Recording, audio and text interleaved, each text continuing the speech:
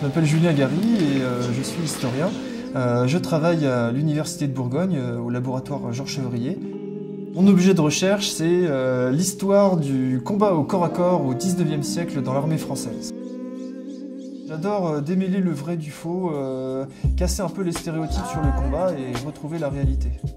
C'était pas ma formation initiale de faire des études d'histoire, moi j'étais en biologie à la base. J'avais rejoint une association qui s'appelle De Taille et d'Estoc, qui est une association de passionnés d'histoire et de formes anciennes, d'arts martiaux et d'escrime et de lutte. Moi je faisais déjà de la vulgarisation avec eux en fait longtemps avant de commencer ma thèse, donc ça me paraissait une suite logique que de continuer dans cette voie-là et avec un nouveau public qui est celui des enfants.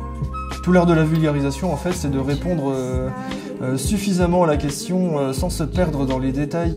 J'amène mes outils de travail, je montre mes livres, je montre mes manuscrits, mais là je suis venu avec une baïonnette qui est l'une des armes que j'étudie le plus dans mes recherches. Ce matin dans les démonstrations, donc je leur ai montré cette baïonnette justement, et je leur amène toujours un outil sorti de musée, et de l'autre je leur amène l'un de mes outils de travail, donc un simulateur d'armes qui sont les mêmes choses que ça, mais en sécurisé. Avec cet objet-là, je peux leur faire comprendre que en étudiant, en ayant l'objet devant nous, on récolte des informations qu'on ne pourrait pas forcément voir dans les livres.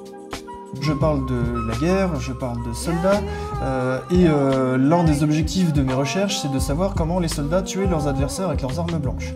Donc c'est pas super joyeux à présenter à des enfants.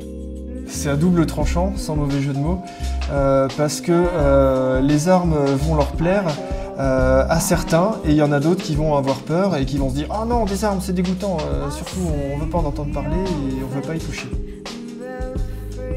Quand je fais mon atelier, déjà j'essaye de leur faire comprendre ma discipline, ce qui n'est pas toujours facile, parce que étudier le geste technique, quand on est historien, c'est pas forcément ce qui nous vient à l'esprit en premier.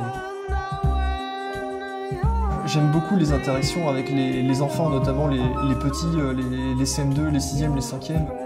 J'essaye de leur apporter le fait que l'histoire, c'est pas forcément austère, et qu'il y a d'autres façons de faire de l'histoire et de la faire vivre aussi.